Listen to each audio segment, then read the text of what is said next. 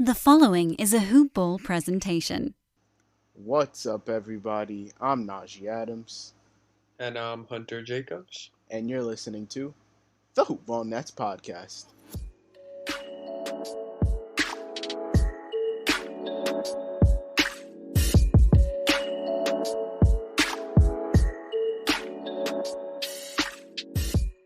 So, before we get into everything Nets related, we're obviously going to talk about the NBA returning, KD and Kyrie not returning, how the format impacts the Nets, what we think of the format. We're even going to do a prediction-based schedule thing about how the playoffs are going to play out.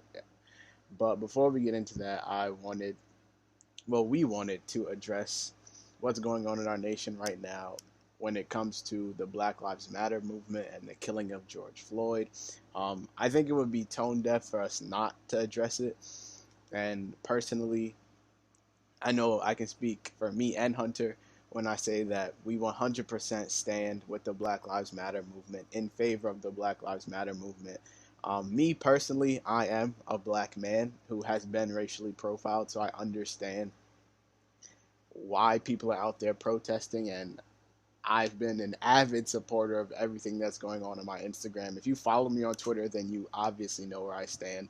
I 100% think that police brutality, systemic racism, social injustices that comes with being a black person or person of color needs to be changed immediately. And I just think that that's something that is extremely important for us to air on this podcast. I've also been posting a lot on Instagram and signing petitions and donating, doing a lot of other stuff that I don't post. And I have the same stance as Najee, of course. I mean, I don't experience it firsthand, but I fully support the movement, and I do believe that the police take advantage of their power far too much. And yeah, even for someone like Hunter, who will never understand what it's like to be a black man, it's extremely important that while he'll never understand that, he goes out of his way to make it be known that he's an ally of the movement. And so for anyone listening that's not black and that's not a person of color, please do not feel like your voice isn't needed and wanted in this movement, because we need everybody to agree with us, and we need everyone on our side if we're actually going to make a change.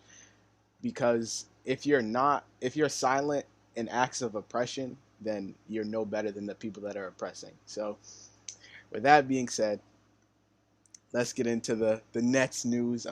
Get through the intro. Welcome to the Hoop Ball Nets podcast. Please like, subscribe, share with all of your friends. You can look us up on Hoop Ball Nets. You can look us up on Hoop Ball Nets. You can look us up on iTunes at Hoop Ball Nets. Follow us on Twitter at Hoop Ball Nets. Leave a 5-star rating and review. All reviews are getting read on the podcast. Shout out to High Kona Coffee, Hawaiian Isles Kona Coffee Company. That is Kona with a K. You can find them on Twitter at High Kona Coffee. Look up their products on Amazon. And let's get into it. So, the NBA is back. The NBA is back. The Nets are back. We are no longer without basketball. Well, we're still without basketball, but it won't be for much longer. And so the NBA Players Association and the board of directors and all of that agreed on a plan to restart the 2019-2020 NBA season after it was paused due to the coronavirus pandemic. And so we're going to go over the format, give our opinions on it, and basically just lay it out. You've probably heard this 10,000 times already, but you've never heard us talk about it, so here we go. The season returns July 31st. The finals would end no later than October 12th. How many teams are coming back? 22 teams are coming back. That was really 9 in the East and 13 in the West. Yeah, that was one of the points that was holding up the talks between the Players Association and the Board of Governors, because every team obviously wanted to come back. I know Damian Lillard was like, I'm not playing if we don't have a chance to make the playoffs. So they had to do something. A lot of people wanted them to just come back 16 teams in the playoffs right now, forget the teams that are on the bubble. but that wouldn't be fair to them, obviously, because we still had like at least 12 to 15 games to go to end the regular season. So this is the format that they agreed on. 22 teams. The Eastern Conference is the Bucks, the Raptors, the Celtics, the Heat, the Pacers, 76ers, our Brooklyn Nets, the Magic, and the Wizards. And the Western Conference is the Lakers, the Clippers, the Nuggets, the Jazz, Thunder, Rockets, Mavs, Grizzlies, Blazers, Pelicans, Kings, Spurs, and Suns. So the way it works is there's going to be seeding games to determine what seed each team that comes back is going to be in. Right now, basically the end of the regular season. There's exactly. Going to be 8 regular season games, and then whatever the seeding is, they'll go into the playoffs like that. Except there will be a play-in game for the 8th and 9th seed. So, regardless of what happens with the Wizards, they're going to have a play-in game. So, the East is essentially finished. It's just seeding will change. Yeah, see, the thing is with the play-in game, and you only play it if the 8th seed is if the 9th seed is within 4 games of the 8th seed. So let's say the Wizards just come out and they're trash, and the Nets and the Magic do well, don't even play it. The Wizards are 5 games back now, but their schedule is a lot easier than the Magic schedule. So there's a good chance that they climb at least a game within them and get in that threshold. And so then if we do play the play-in game, it would be double elimination for the 8th seed and single elimination for the 9th seed, meaning that the 9th seed would have to beat the 8th seed twice, and the 8th seed would only have to beat the 9th seed once. Where will all the games be played? So this was by far, outside of how many teams are coming back, one of the biggest talking points. Where will the games be played? I know Staples Center, the LA was really trying to get it to be there, but the games and the practices will all be held near Orlando at the Walt Disney World Resort. It'll be a single site location, and the players will all be on campus for the remainder of the season. So they're basically putting them all in a bubble in Orlando, not allowing them to go home. Obviously, the Magic are coming to be in this new format. They can't go to their regular NBA, like their regular houses. They have to stay on the campus, which is crazy because for them it probably feels like they probably want to go home, but they obviously can't. They're still working out the kinks when it comes to what happens if one of the players is to get coronavirus while being in Orlando. Most teams would have played 72 or 73 games. The Mavericks would have the most total games at 75, and the Spurs and Lakers would have the least at 71. And then, we already explained the playoff tournament. The playoffs themselves are not different whatsoever. Once the 16 teams are set, when I first heard of it, I thought they were going to reseed the teams and we were just going to take conferences completely out, but that's not I don't know. I mean, I don't know that it would make a difference whether they did or not, since the games are all in a neutral location, which is also why I don't think the Staples Center was picked, because it's not fair to the rest of the league to have the Lakers and Clippers play home for every game they play for the rest of the season while everyone else is on the other side of the country. Like, it doesn't really make sense at all. Yeah, that's probably why they didn't pick Staples. And I guess people could say, oh, but it's the Orlando Magic's home court. But they don't play at the Walt Disney World Resort. It's not. It's their home city. It's not their home court. It's a random court. I mean, sure, Magic fans might be there more than any other fans, but fans can't even come. They're going to be playing. Oh, you're right. But in support, I guess, around the area, I guess it'll be the biggest support will be Magic fans, but that's gonna be so it's not gonna make a difference. The funniest thing is them saying that they might use 2K crowd noise from NBA 2K20. Bro, I was just about to say that. Do you want that? I don't want that. I'd rather just hear the I think squeaking. That would be awful. Like, I'd rather just hear the sneakers squeaking. Good. Yeah, I'd rather hear just raw basketball. Like, exactly. I don't think it makes sense for someone to catch an alley and you hear 2K crowd screaming. Yeah, that's trash. I'd rather just hear the sneakers squeaking and them cursing and cut doing all that. That would be cool to hear because you never get to hear that. The playoffs are the exact same 7 best of 7 series, first round, semifinals, conference finals, and finals. And then once we get into the off season, things are all mixed and mangled. The draft lottery is August 25th. As of right now, all of this is subject to change, obviously, but assuming the game started on July 21st, the draft lottery is August 25th. The way the lottery teams are determined, the 14 lottery teams would be the 8 teams that do not participate in the restart. I can't name all teams off the dome, but I know it's like the Knicks, What, the the 8 teams that Wolves. aren't? Yeah, It's the Cavs, the Knicks, the Wolves, the the Warriors, the Warriors, Hawks. the Hawks. Did I even say the Cavs? You did. Who else is in the East? Because it's the East that is Um, missing mad teams. the Hornets, right? The Yes, Hornets, the the Bulls, Hornets. the Pistons. That's who it is. Those 3. Yeah. Those are the other 3 that I missed. So the 8 teams that we just named, it would be them, and then the 6 teams that participate in the restart but are not chosen to make that, but do not make the playoffs. These teams would be seeded in the lottery and assigned the odds based on their records through March 11th, which is such a arbitrary date, but okay. The 16 teams would draft in reverse order of their combined records, and there you go. The NBA draft is scheduled for October 15th right now, which is crazy. And then the 2021 season, which I'm hearing like more and more that it's not going to start when it was originally reported, but it was supposed to start on December 1st, 2020, which would mean that they would. So personally, I don't think that's fair. I said that as soon as it came out because a team like the Warriors, yes, they were the worst team this year. Believe me, they won't be nearly the worst next year. They have a huge advantage over everyone else because not specifically them, but them in the 8 teams, but none of the 8 teams are as competitive as the Warriors. That's why I use them as the example. They get to rest all the way through this whole thing, and they're going to be working out, getting ready for next season, while the other teams are playing all the way through October. And Exactly. they're not going to have a whole lot of time to have an off season compared to everyone else. And that's why I say that they're still working out the kinks, because I was hearing that they're trying to like put together some sort of summer league or like scrimmage games between the teams that don't make it, just to keep them playing so they're not just chilling for the entire offseason. But even still, they just wouldn't play their best players. So I don't know how you get around that, because if you're having some meaningless scrimmage game in October, Steph Curry's not playing.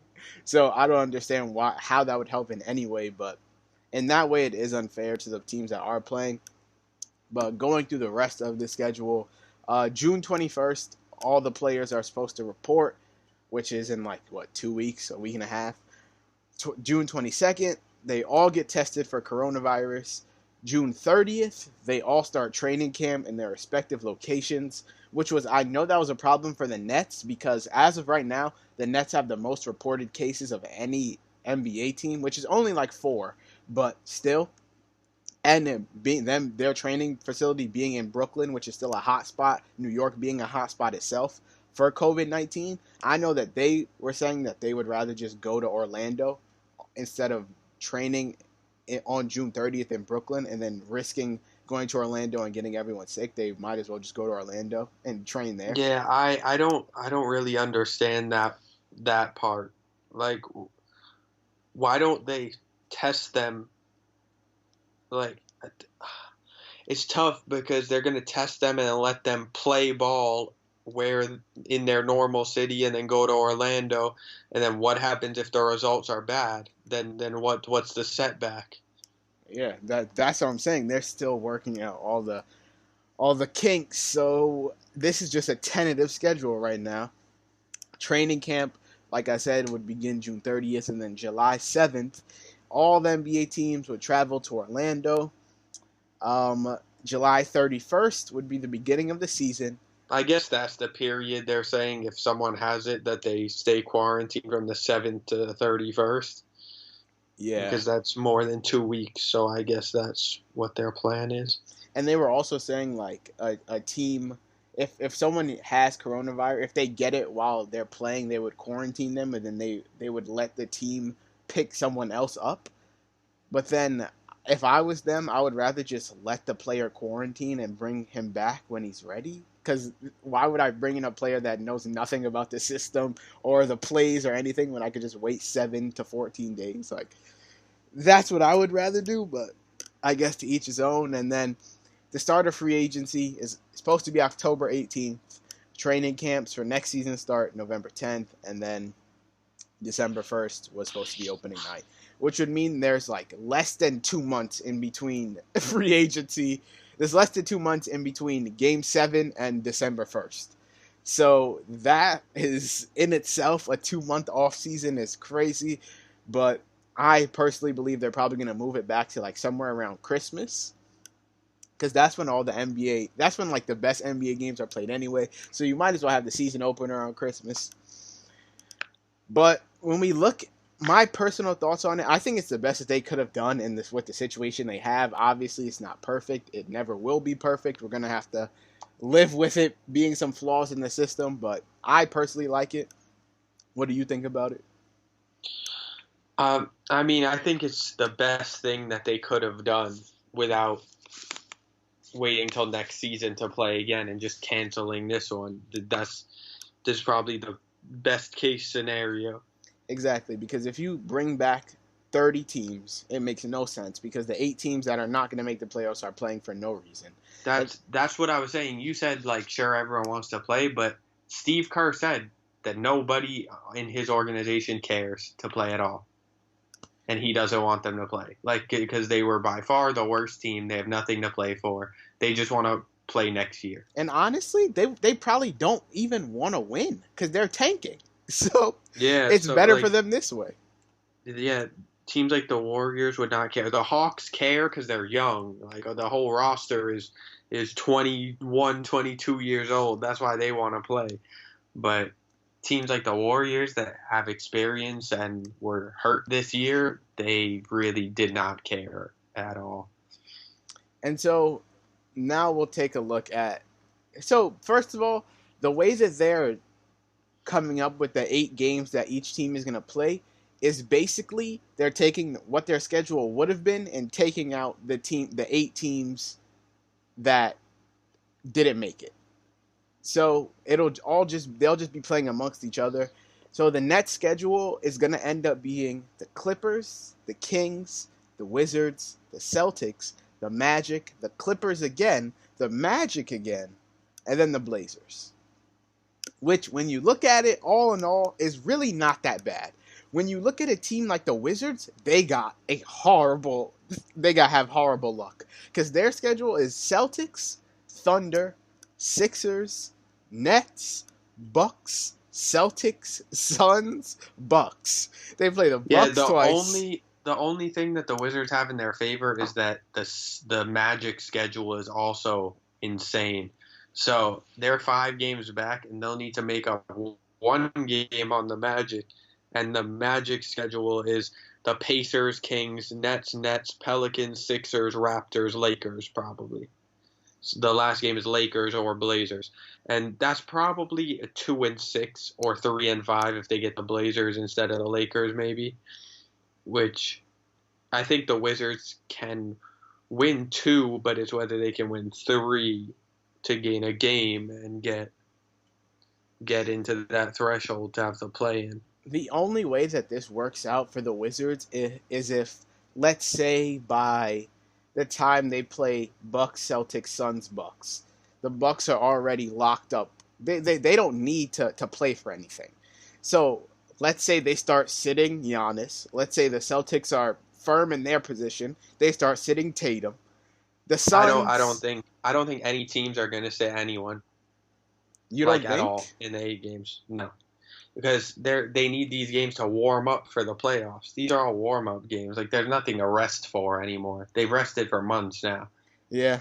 That it's just 8 games. They're not going to rest anyone. They want Giannis to be ready to go. So these 8 games are shaking his rust off, so he's back to normal form. Well, in that case, the Wizards have no shot of making the playoffs because they're going to get clapped. Their only hope Bucks. is beating the Thunder, beating the Sixers, who are the worst team out of any good team on the road, beating the Nets, and beating the Suns. If they can win those 4 games, that's their only hope. Yeah, that. And even still then, it's like Those are the only winnable games. Exactly. If they win 4, they can be in the play-in because I don't think the Magic are going to do too well. And one other thing about the format that I wanted to talk about, which is all up in the air right now, I have no clue if this is even remotely true. But according to CBS Sports, since there's no home court advantage because every team is playing at a neutral site, and teams like the Lakers and Bucks who worked all season for home court advantage now get nothing. The higher seeded teams are looking for some sort of compensation, which could potentially include extra possessions by getting the ball at the beginning of the second, third, and fourth, one extra foul for one designated player, and or one extra coach's challenge. Now, we don't know if any of those ideas are even remotely true or are going to pass. And I would say that the extra foul is absurd. The extra foul is super, super important. I think the only possible thing is getting the ball at the start of each quarter. That would probably be the most reasonable thing, because if you think about it... and the one extra coach's challenge. Because I think both of those are fine. Yeah, they never win. They're like 20% successful. They don't really win. But regardless, I just think the extra foul is ridiculous. It's like a team like the Lakers. LeBron doesn't overly foul, so you're going to pick AD so he can go for extreme aggressive blocks the whole game because he gets 7 fouls. Exactly, and that's why... So it gives a whole different game for everybody. That's why I don't think it's fair personally, just because it changes the play style of every team. Whoever that team is giving the extra foul to, they're playing out of their mind because they're going to be extremely physical because they're not going to be worried about it. And then the other team is going to be wanting the refs to call even more fouls on them because they know that they're abusing it. It's going to be a complete mess. The only thing I could see is if they do it so that the opposing team would pick who gets the extra foul, but it has to be out of somebody in the starting lineup. Yeah, I mean, that would be fine. But even, it would be like for a team playing the Lakers, they pick Danny Green. Exactly. Rather than AD or LeBron. Because Danny Green really doesn't do anything besides stand in the corner and hit threes. So he's not going to do anything overly aggressive. Exactly. That's the only way I could see that being some semblance of fair. But other than that, it's ridiculous. Okay, so now we have to talk about the fact that the Nets are indeed going to be playing basketball and possibly making the playoffs. However, they will be doing so without Kevin Durant and without Kyrie Irving. So, personally, I think KD could come back, but the Nets are being careful with him. Kyrie, apparently his shoulder is pretty messed up, and people are worried about it, and he can't come back either. They'll both be ready for next season, whenever it is. KD's definitely ready right now, but yeah, by the time hold him out. By the time the next season starts, it'll be like a year and a half, almost 2 years between when KD got injured and the start of next season. I personally think, I keep saying personally, I think that if Kyrie would have came back, KD would have come back. But I don't think that one was coming back without the other. Like, if Kyrie would have never gotten the shoulder injury... Because they're not winning the chip without both. Exactly. So it makes no sense. Like, if Kyrie never got the shoulder injury and he was like, all right, yeah, I'm going to play. I think KD would have been like, all right, I'm going to play. Because then you have a legit shot of winning. But if you don't have a legit chance of winning the chip, what's the point in coming back? You might as well just chalk the season and come back next season. That's a bless for the Raptors, because now if things end up staying how they are, the Raptors have to play the regular Nets instead of the superpowered Nets with KD and Kyrie. I think the format, I don't want to say that it doesn't help the Nets, but and the thing that would have helped the Nets the most would have just been the 16 teams in the playoffs right now coming back. Because But if they would have done away with conferences, the Nets would have been in a far worse spot. 100. If they would have reseeded and just said, forget conferences. The Nets play the Lakers in the first round, and they're done in 4 games. So. Exactly. I'm saying, though, bringing back the 22 teams is worse for the Nets than bringing back 16, because now they have a legit shot of not making the playoffs. I don't know about that because even if the Magic somehow find a way to jump them, which I don't think is even possible based on the schedule, I still think that they don't let the Wizards beat them for 2 out of 3 games. Listen, man, Bradley Beal was motivated. It's not even 2 out of 3. The Wizards would have to beat them two straight games. They'd have to beat them 2 straight, yeah. So I don't know that they let the Wizards beat them 2 in a row. Yeah, Beal can be motivated, but when he's playing with Ish Smith and Troy Brown Jr., and the Nets have LeVert, Dinwiddie, Allen, DeAndre Jordan, Taurean Prince, Joe Harris, I don't really know what Bradley Beal's going to do. It just sucks that KD and Kyrie aren't going to play. I mean, obviously I get it. I don't blame either one of them, but I think I speak for all Nets fans when we say we would have rather seen KD and Kyrie suiting up with the possibility of winning a chip than seeing Mr. Chris Chiozza come off the bench. Like, yeah, for sure. I would rather see that.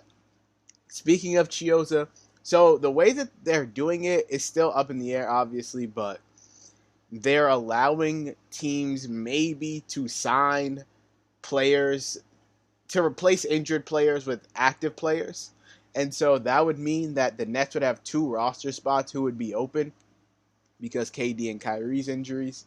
But the requirements are that they have to either have been on an NBA or G League team this season or have to have been signed to a training camp contract during the season, which doesn't leave the Nets with many options. So before we even get into this isn't even a confirmed rule, but it's most likely going to happen because it's not fair for teams to the Nets to just be down 2 men going to Orlando when every other team has a full roster. So they're not allowing two-way players as of right now to come to Orlando. So you don't get to bring 17 people. So it's only the 15 people you have right now. So we personally, the options for the Nets are Chris Chiozza, Shumpert, Trey Burke, Tyler Johnson, Tyrone Wallace, Allen Crabbe. Other names like Tim Frazier. They could sign Justin Anderson. And then a whole bunch of other people like CJ Williams who played for their G League team. Or they could look to someone else. But they can't sign players like Jamal Crawford or like J.R. Smith, who have never been on the NBA roster this season. So that takes out players like that. Now, who we think they're going to sign and who we want them to sign might be 2 very different things. So, who I want them to sign. If it was up to me, if we're being completely honest, they would sign Trey Burke with the first spot, bench scoring.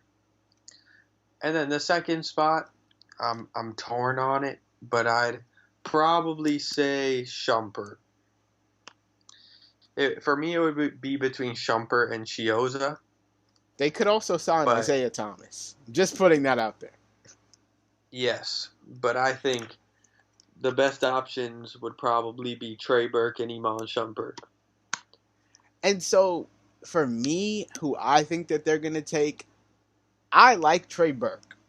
But I think that it would be better if they signed Chris Chiozza just because he was already on the roster and he was actually playing pretty well as the backup point guard. And he already knows the system and is comfortable with Jacques Vaughn and all of that. So I'd rather them just keep him rather than sign Trey Burke. The second person, though, I'm also going to go with Iman Shumpert just because, you know, I liked David Nwaba and we lost him to a torn ACL. And I want Iman Shumpert because he's basically David Nwaba 2.0. And he has experience. And he played with the Nets earlier in the season, so he probably knows some semblance of the playbook. Now, who I think they're going to sign, I'm almost positive it's going to be Chris Chiozza and Justin Anderson. Because that's just how the Nets operate, not ever doing what me and Najee typically say they should do. So they're going to sign Chiozza and Justin Anderson. Then they're going to play Justin Anderson over Rodions Kurucs for a minute, and it's going to be a mistake because Justin Anderson is not good. But they're going to sign him and they're going to play him. Yeah, they're probably just going to convert Chioz's two-way to a standard roster spot, and then sign Justin Anderson. Those are our official, put it on the board predictions. But what we want them to do, Hunter wants Trey Burke and Shumpert. I want Chioza and Shumpert. I don't think they signed Shumpert, period, because I don't think they signed two guards. But I guess you could count Shumpert as a wing, but he's more of a shooting guard to me. But there's that.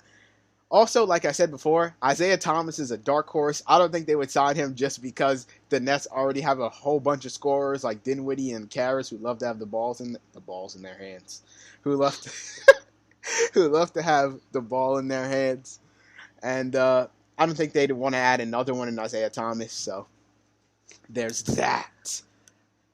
Moving Isaiah on. Thomas to Boston reunion. Yeah, not happening. He hates Danny Ainge because he literally stole money from him, robbed him, and then shipped him off. So I don't believe that he hates Brad and the Celtics fans. So he will never reunion play in Boston for Danny Ainge ever again. I'm not buying it. I bet he would rather be unemployed than play for Danny Ainge. No, that's not true. He made him play on the night of his sister's death and then shipped him out. How do you know he did not make him play? Oh my God. He did not reward him for playing. What would you want him to do? Keep him? Give him the money he deserves, maybe? When you can get Kyrie Irving. Oh my God. Why wouldn't you take that chance? It is not about getting Kyrie Irving. It's about being a good human being. Well, you see, Isaiah Thomas said you never know, and that he'd love to return to the Celtics because he holds no grudges. Well, you know who didn't return to the Celtics? Kyrie Irving, because Good because riddance. the Celtics are a horrible organization, and Kyrie is better off on the Nets anyway, and he's 10 times better than Kemba Walker and any other point guard that you guys have 10 had. is extreme. I'd give it about a 1.3 times better. I'd give it about maybe 10,18,000, maybe. He's probably that much better than Kemba Walker, so. You're a troll. Kyrie, if that's how good Kyrie's a great player. He If is that's a how top good you 3-point think guard he is, in the NBA. Yes or no? He's 3. It goes yes. Steph, Dame, him. Yes, you're right. And so where does Kemba rank? And then 4 like is 12? Westbrook, 5 is Kemba. You're out of your mind. I'm sure who's above I can who? find a better point guard than Kemba if I really put my mind to it. Who, Chris Paul? Let me think. LeBron James plays point guard. Nope. LeBron James primarily plays point guard, so he's actually the No. number 1 point guard in the league. And then Nope, Steph, he's and not then a Dame. point guard. He's not a point guard. I'd be hard pressed to not put Jamal Murray over Kemba Walker, to be honest. Okay, now you're just Nope, playing. Ben Simmons. Ben Simmons better than Kemba Ben Walker. Simmons isn't better than Jaylen Brown. Ben Simmons better than Kemba Walker. Ben Simmons Lonzo isn't better than our Ball. third best Lonzo player. Ball. All right, I'm done. I'm not doing Trey it. Young is definitely better than Kemba. D'Angelo Russell. We can go all day here. Luka Doncic. Come on now. If you noticed, I'm done answering. You can do this by yourself for the rest of the episode. And now we're going to go over...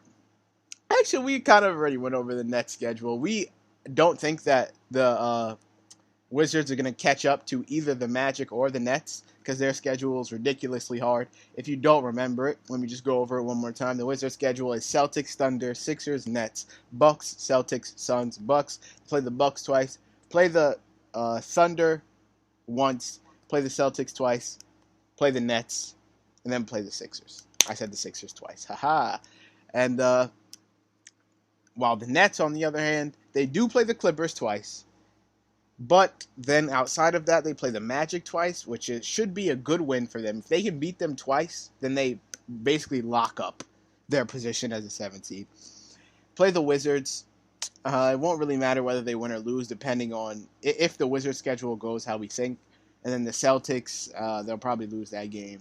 But last time they played the Celtics, Karras dropped 51. So we don't know. And yeah. Going on, and now we're going to do this round by round prediction. So we're basically going to go over the entire playoffs and give our finals winner. Admit Kemba Walker's the 5th best point guard. Or what? You'll do the round by round prediction by yourself. I'll do it by myself. Yeah, you'll do it by yourself. Realistically, I do think that Luka is better than him. I count Luka as a point guard. I think Trae Young is better than him. I count Trae Young as a point guard. Neither Luka or LeBron is a point guard. Luka is most definitely. I'll give you LeBron, but Luka's their point guard. Luka is not. Come He's on the now. shooting guard. He's their point guard. Let's be real here. No, he's not. He's like LeBron. He handles the ball. He's not a point guard. Okay, fine. Trae Young is better than Kemba Walker. Trae Young has a lot to prove. Trae Young is better than Kemba Walker. Today, no. Yes. Today, no. Definitely not today. Yes, he is. He needs to prove that he can win a game. D'Angelo Russell is very close to Kemba Walker. So. Oh my gosh, please. I won't give him better, but he's close. And you're serious about Ben Simmons? Ben Simmons is not better than the 3rd best player on the Celtics. What? He's definitely He's not better than Jaylen Brown. He's better than Jaylen Brown. Come on. No, he's not. Yes. No, he's not. Yes, he is. Are you ready? Are you done? You need to put respect on Kemba Walker's name. He is okay. He's mediocre. He's good enough to get you 40 wins and clank it in the playoffs. Combine him with Tatum and Brown, and we're better than the Lakers. Yeah, okay. Round by round prediction of the finals based on the format. So, this involves us predicting what we think each conference is going to shape out as. I think the East goes Bucks, Raptors. I think the East goes Bucks, Raptors, Celtics, Pacers, Sixers, Heat, Nets, Magic. What do you think? I think it goes Bucks, Raptors, Celtics, Heat, Sixers, Pacers, Nets, Magic. So regardless, we have the same teams. Yes, honestly, I would very much like the Sixers to not be at the 6th seed. So anything for them to not be there would be great. And then the Western Conference, I think, basically This one will be very fun. I think it goes Lakers. Let's start. What 4 teams immediately do you have being eliminated? From the West? Yes. That are 10th, 11th, 12th, 13th. Let me look at the Blazers schedule. The Blazers, who do they play? The Portland Trail Blazers. They play Grizzlies, Rockets, Mavs, Sixers, Celtics, Nets, Lakers, Heat, or Magic. That's not an easy schedule. I think the Grizzlies keep it, to be honest. I think it goes Lakers. So I think the teams that get eliminated are the teams that are eliminated now. Blazers, Pelicans, Kings, Spurs, Suns. I think they're all done. Yeah, but remember, there's 9 teams because I don't think the Grizzlies are going to widen a 4-game gap on anyone. So the team that you asked me what I think the play-in game's going to be? Yes. Grizzlies, Pelicans. Okay, I agree with that. I think it'll be Grizzlies, Pelicans. Who do the Pelicans play? I said that without even knowing who they play. I just want to see. I still think it's the Pelicans. Kings, Jazz, Clippers, Spurs, Grizzlies. Yeah, definitely Grizzlies, Pelicans. I think it'll be Grizzlies, Pelicans, and I think the Grizzlies will win the second game. I believe the Pelicans will win both games, and the Pelicans will make the playoffs. I don't think so. I think it'll be Lakers, Clippers. It's going to be extremely hard for anyone to catch the Lakers, who are 5.5 games above everyone else in 8 games. So I think Zion, the Pelicans were a far better team. Yeah, they were. They definitely were. I just don't think. I don't think Ja's going to let them go out sorry like that though. After the whole season being nice and then just go out sorry when Zion comes back. I think it's going to be Lakers, Clippers, Nuggets, Rockets, Jazz, Thunder, Mavs, Grizzlies. Too much credit to the Rockets. They've been nice since they started their stupid small ball. See, the thing is, the Thunder were on such a high when they left. I think they're not going to be nearly as good coming back now. If I had to guess, I would say it goes Lakers, Clippers, Nuggets. See, what's the Jazz schedule? The Jazz play. The Jazz play Thunder, Pelicans, Grizzlies, Lakers, Spurs, Mavs. Yeah, I think the Jazz hold their spot. Look at the Rockets schedule, though. Yeah, the Rockets play Lakers. That's actually a pretty nice schedule, to be honest. Lakers, Blazers, Kings, Bucks, Mavs, Pacers, Sixers, Raptors. I'd say it goes Lakers, Clippers, Nuggets, Jazz, Rockets, Thunder, Mavs, Grizzlies, Pelicans. And the Pelicans make it into the 8th seed in the play-in games. Well, for us to do this, we have to have a consensus 16. Well, I mean, it's essentially the same, but let's go with. Well, do we have the? Let's go with my East and your West. Okay, cool. That's how we'll ride it. All right, cool. So there we have it. Another thing, this is where the no home court comes into play, especially for teams that are bad on the road. Like the Sixers. They are the epitome of a team that needs home court. At home, the Sixers are 29-2. They have lost 2 games the whole season at home. In reality, if they crept into the 4th seed, they would have smacked whatever team was 5th. Oh, for sure. Because their home court is unreal.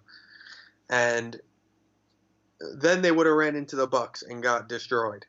Because on the road, the Sixers are a abysmal 10-24. That is horrible. That is. If you like to know a team that has a better road record than that, it's the New York Knicks. Exactly. The Knicks are 10-23 on the road. The Sixers are 10-24. The Charlotte Hornets have a way better road record at 13-21. That is just so, I don't understand how you can be a 6 seed and be that bad on the road. Horrible. And so for a team like the Sixers, where home court really means something to them, not having that at their disposal is definitely going to be a disadvantage to them.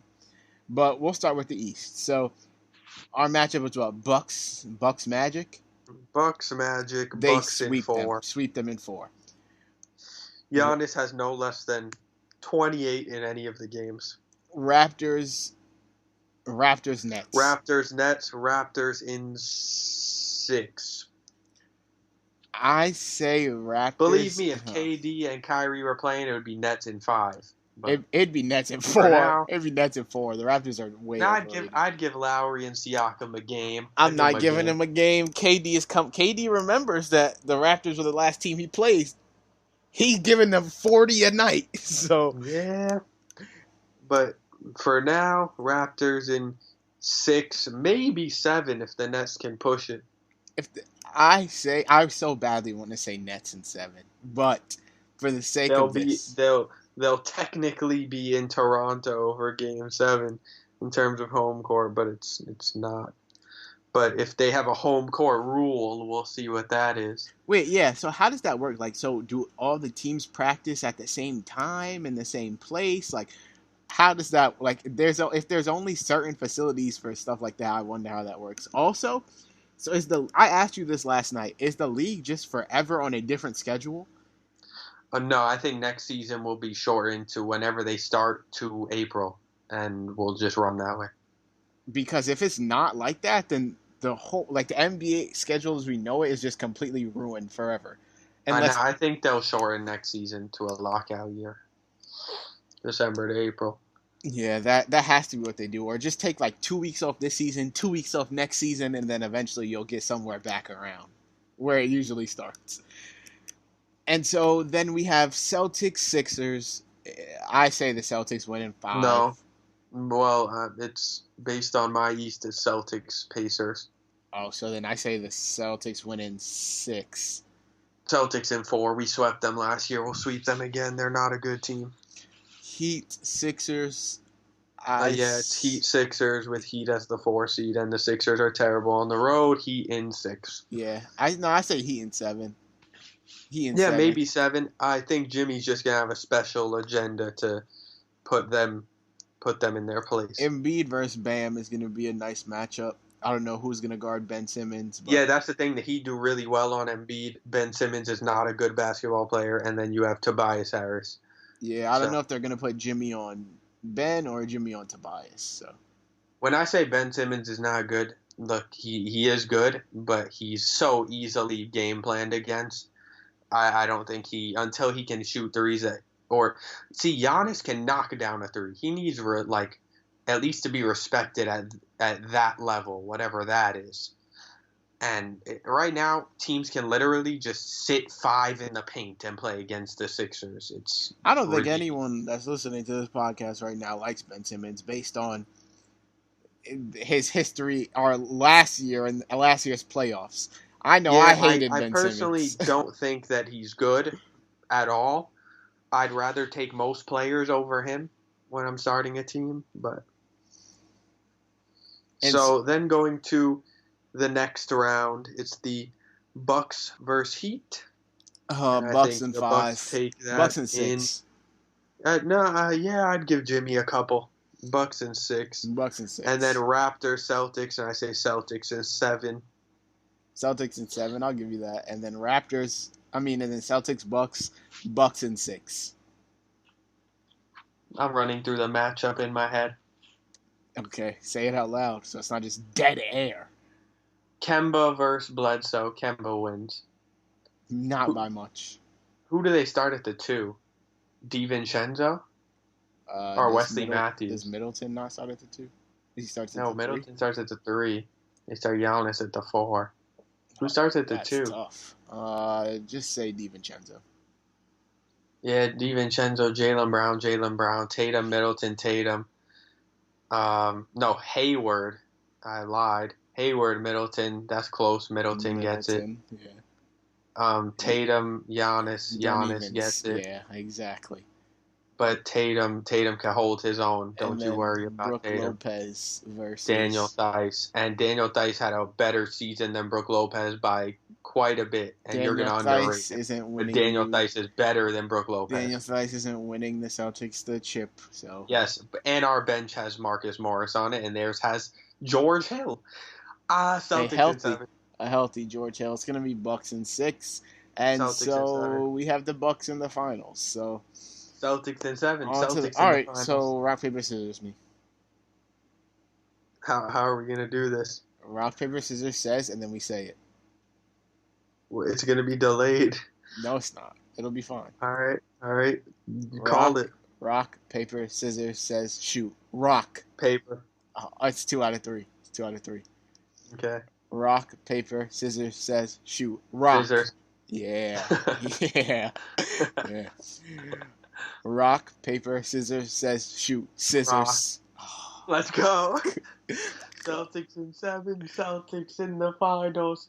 Okay, there you go. Let's go to the West. The West is Lakers, Grizzlies. I have Lakers in Pelicans. 5. No, it's your West. It's your West. Lakers, Grizzlies, Lakers in 4. I have Lakers in 5. Clippers, Mavs. I have Clippers in 6. 6, yeah. Clippers Luka in 6. gonna give them something. Clippers in 6. Rockets. No, I put the Rockets at 4. You put the Thunder. Thunder at 6. Yeah, Nuggets, Rocket, Nuggets, Thunder. Yeah. Nuggets in 7. I'm gonna say Chris Paul pushes them to the limit. Nuggets. Actually, Thunder. Yeah, I'm going Thunder in 7. I'm giving Thunder the win. I'm going because Thunder. I just trust Chris Paul to beat them. If we're being honest, and the Thunder still have Shea and Schroeder to go with him. Yeah. So yeah, I said that the Thunder wouldn't be as good, but the Nuggets just don't pull it together for me enough. And they're not scary to me. Like, I don't fear the Nuggets. They're a good regular season basketball team who needs to make that deal with Harris, Barton, and first rounders to get Beal, and then they'll be scary. Until they actually pull the trigger and stop staying where they are, they're not even a team to think about. And so then we have Jazz Rockets? Rockets Jazz. Rockets Jazz, same thing. And so I go Rockets in 6. Rockets in 5, Jazz fall apart. So then we have Lakers, who I hate doing the second round. I never can match them up. It's Lakers, Rockets. Oh, that's Lakers in 7. Yeah, I think the Rockets push them 7. Lakers in 7, But and Clippers. Clippers, Thunder, Clippers in 5. Yeah, Clippers in 5. And then Clippers, Lakers in 7. Clippers in 5. Okay. Lakers in 5. Lakers in 7. Realistically, I say Clippers in 7. I think it goes 7 regardless. I say Lakers in 7. I think Kawhi has shown too many times that he doesn't feel pressure. His heart beats the same no matter what. He's not a normal person. I think that Anthony Davis is going to be scared. Very scared. I think Paul George is going to be very scared, and I think they're going to offset each other by being awful. And I think it's going to be LeBron versus Kawhi. So there you go. No, but then you also have the rest of the Clippers, Montrez, against Kuzma. Okay. Kuzma's not good. Kuzma can hold his own. Don't forget about Alex Caruso, the secret weapon. Markieff versus Marcus. Marcus is better and has been there. That's even. Marcus has been there. That's even. Markieff hasn't been there. Markieff and Marcus are even. But Marcus has been there in a game 7 of a What does it matter? final. And what did he do with it? Nothing. But he's been there. He's done nothing with it. He's been there and he did nothing with it. It's like saying, would you rather in a game 7 have, let's see, who's an average starting point guard that's young? Okay, would you rather have Lonzo Ball in a game 7 of a conference final or Terry Rozier? Lonzo Ball. That's ridiculous. I would rather have Lonzo Ball. Terry Rozier was in a game 7 and carried them through the playoffs. I don't care what did it get him anywhere?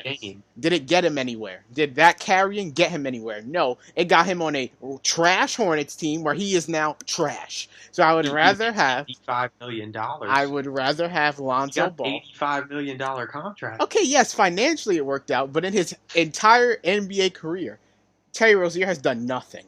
So I'd rather have Lonzo Ball, who locks up, and is just better. So there's that. Yes, he is better, but I'm saying for a game 7. One game, I would rather have Lonzo Ball over Terry Rozier. A game 7. I would rather have Lonzo Ball. Not a regular season game, a game 7. Lonzo Ball.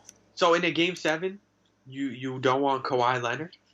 Over who? LeBron James? No. See, yeah, LeBron performs amazing. So does Kawhi. They're pretty even to me in a game 7 at this point, based on what Kawhi has shown me. But even if LeBron edges him out, the Clippers are a better team. They have Beverly, they have Lou Will, they have Montrezl. They didn't look like the better team the last time those two teams played. It's a regular season game. Hey, but when they beat the Lakers on Christmas and on opening day, it wasn't just a regular season game. Hey, it was to me. Regular season. And so even still, the Lakers, for me, are the better team. I go Lakers in 7. He says Clippers in 7. Regardless, rock, paper, scissors. Regardless, I'm not rock, paper, scissoring you to get a Clippers-Celtics final. That's not going to happen. So that's what I've been saying since early in the season, and I stick by it. Clippers-Celtics is my final, and those games were the most entertaining games of the entire NBA season to watch, for the record. And it's not going to happen because it's probably going to be Bucks-Lakers or Bucks-Clippers. The Celtics are not making the chip. People give the Bucks too much credit because remember how easy it was last season to say Bucks this, Bucks that, and the Raptors wound up right in those finals. Yeah, because the Raptors had Kawhi Leonard. And who on the in the East? You're underestimating Jason Tatum. Oh my God. This is not a Celtics podcast. I'm not going back and forth with you about whether or not Jason Tatum is nice. Bottom line, whatever LA team sees the Celtics in the final, if it's Clippers in 6, and if it's Lakers, Celtics in 7. That's my thing. I say if it's Clippers versus my final is Lakers Bucks, but if it's Clippers Bucks, I say Bucks in 7. If it's Lakers Bucks, I say Lakers in 6. So there you go. There's that. I mean, this is the thing. The Nets roster and rotation will be almost identical. The only thing is, like, it's going to be harder for them because they're going to be playing without Atkinson. Yeah, I mean, So they still are on the it's going to search. be different for them. They're still on the search for their coach. I'm guessing they stopped looking, like they just paused their coaching search because of the whole pandemic. But my pick is still D'Antoni. Who was your pick? Was it Tibbs? Tom Thibodeau, who Yeah. is also in contention for the Knicks job. Yeah, I still think But that they take D'Antoni personally, from the Rockets. I think the Knicks would be ludicrous to not get Kenny Atkinson. Right? Because He's got to That's get a what they job. need. No, that's what they need. They need a coach like him to mold their young culture, like how he did with D'Lo and everything, and develop them. They need that. They don't need another Thibodeau, Woodson, blah blah. They're trying to get Mike Woodson back for what? For what? What did he do for you the first time? Yeah, you made the playoffs. Yeah, But no, I think that Kenny Atkinson. for what? Like, they never want change. Dolan always wants the same thing over and over. Like, the Knicks don't make sense to me. The Nets, they're probably going to make the right decision, whatever it is. I'll stand by their decision no matter what. Yeah, no, I'm gonna say that Kenny Atkinson will have a job by the time next season starts. He'll probably be the D'Antoni replacement. The Nets and Rockets are gonna swap coaches. The Nets are gonna sign D'Antoni, and the Rockets are gonna sign Kenny Atkinson. If that happens, I'm a god. I don't know that works because Kenny Atkinson's like a young players coach, and Harden and Westbrook don't need that. I mean, that's why he didn't get. That's why he got fired because KD and Kyrie weren't really on board with him. But maybe That's what I'm saying. That's why I think a coach like Mike Woodson might actually work for the Rockets. Somebody I think that they would be nice with Tyronn Lue. Probably. Tyronn Lue's good with players who know what to do. And Like, he actually runs a pretty players who decent know how offense. Like, he runs a good offense. His defense, but he can do some things on offense. So I think that he would be a good coach That's for them. why coaches like Budenholzer and Brad Stevens and Nick Nurse and Spoelstra are so versatile. Like, they run teams whose defense is lockup, and then they always end up top half in offense typically. Like, the Celtics are top 8 in both. The Bucks are top of the league in both. I mean, the Bucks defense is like top 15, but their offense is so good that offsets it. The Nets need to find a coach that will sharpen their defense, which is why I want a Thibodeau, because KD and Kyrie will carry the offense no matter what. They'll be near the top. They'll average 115 a game. But they need a coach to fine-tune their defense. If I'm being honest with you, I can't even remember why I wanted D'Antoni. I just know I want him. If you want to know why I wanted D'Antoni, go back and listen to our who the Nets are going to sign to be their coach episode. But I definitely want Mike D'Antoni. Hunter wants Tom Thibodeau. For our next episode, I have no clue what we're going to do, but it's probably going to be reacting to whatever news comes out. I also want it, because I had brought this up to Hunter the other day about a different topic, but I want to compare Nets players to Disney World rides. I feel like that would be dumb fun. Yeah, I would do that. I mean, everyone knows I don't think they'll be a fan of whatever I compare Kyrie Irving to, but hey, I'm a fan of everyone else on the roster, so. So yeah, that'll probably be what our next episode is, comparing Nets players to Disney World rides. So look out for that. So that'll do it for this episode of the Hoop on Nets podcast. We hope you enjoyed. We hope you're all staying safe. Follow us on Twitter at HoopBallNets. Shout out to Hawaiian House Corner Coffee Company for sponsoring this podcast and every other Hoopball podcast. You can find them at High Corner Coffee, that's corner with a K, on Twitter, and look their products up on Amazon. Let them know the HoopBallNets podcast sent you.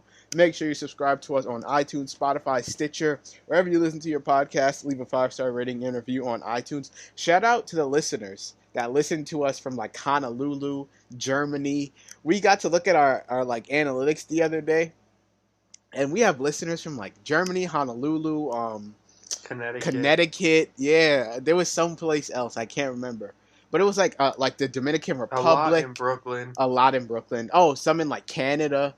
So shout out to all y'all who listen to us that are not from New York. We appreciate every single one of you. Go leave a 5-star rating and review and tell us where you're from.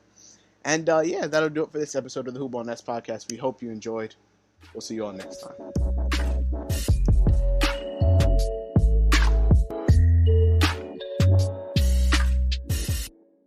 This has been a Hoop Ball presentation.